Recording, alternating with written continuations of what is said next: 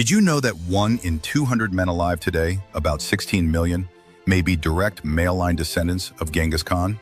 What if I told you that one man, born in the unforgiving steppes of Mongolia, would rise to forge the largest contiguous empire the world has ever seen, spanning from Eastern Europe all the way to the Pacific Ocean?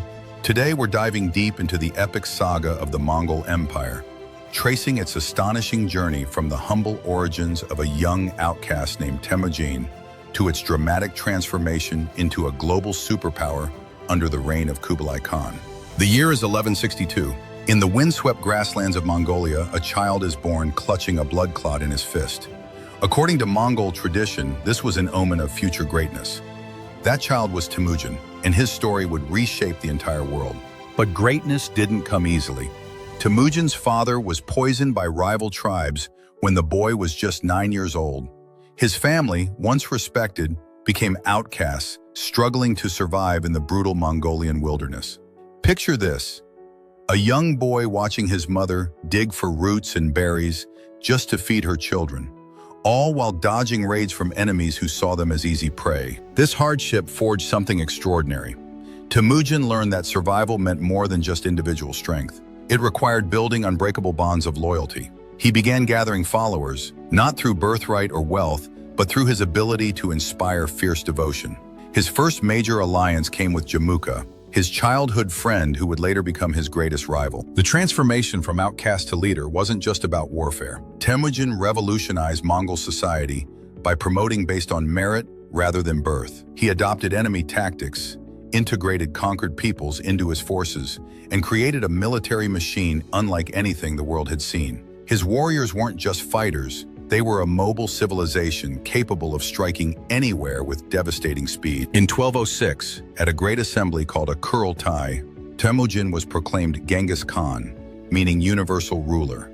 This wasn't just a title, it was a declaration of intent to conquer the world. But here's what makes this story fascinating.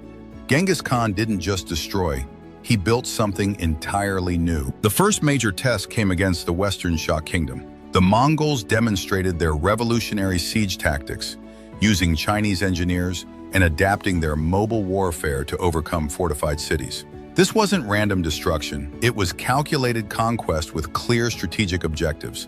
Then came the Jin dynasty in northern China. The Mongols faced armies that outnumbered them 20-1, yet they consistently emerged victorious. How? Their decimal system of organization, with units of 10, 100,000, and 10,000, created unprecedented coordination. Their composite bows could kill at distances that shocked their enemies.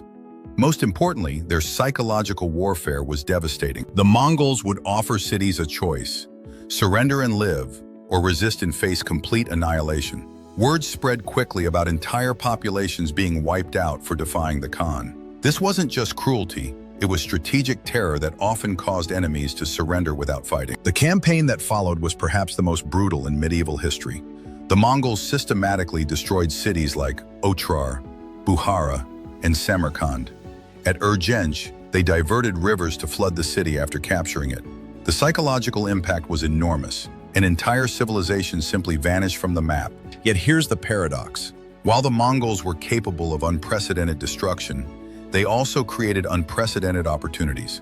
They established the Pax Mongolica, a period of peace and prosperity that connected East and West like never before. Trade routes that had been dangerous for centuries became safe under Mongol protection. Genghis Khan died in 1227, but his empire continued expanding under his successors. His son Ögedei Khan oversaw the conquest of the Song dynasty in southern China and launched devastating campaigns into Europe. Mongol armies defeated Hungarian and Polish forces, reaching as far as modern-day Austria before internal politics recalled them eastward. The empire reached its zenith under Kublai Khan, Genghis's grandson. But Kublai represented something entirely different from his grandfather. Where Genghis was a nomadic warrior, Kublai became a Chinese emperor.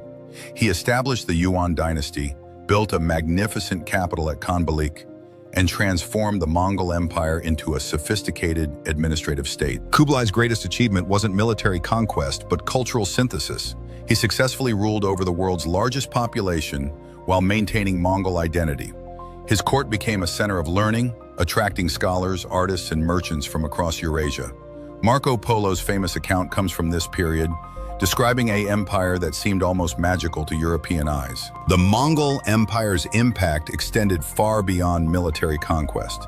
They created the first truly global communication network with messenger systems that could carry information from China to Europe in months rather than years. They promoted religious tolerance, allowing conquered peoples to maintain their beliefs while participating in the empire's prosperity. The Mongols also facilitated the greatest exchange of knowledge in human history. Chinese printing technology reached the Islamic world.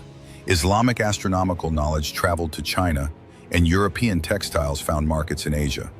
This cultural cross-pollination laid the groundwork for the Renaissance and the Age of Exploration.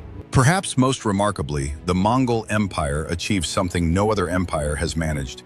It created a truly meritocratic system that spanned continents. Talented individuals could rise from humble origins to positions of great authority, regardless of their ethnic or religious background. The empire's decline was as dramatic as its rise. Internal conflicts, the challenge of governing settled populations, and the gradual adoption of local customs by Mongol elites all contributed to fragmentation. By the late 13th century, the unified empire had broken into separate khanates that would eventually be absorbed by their subjects. But the Mongol legacy endures.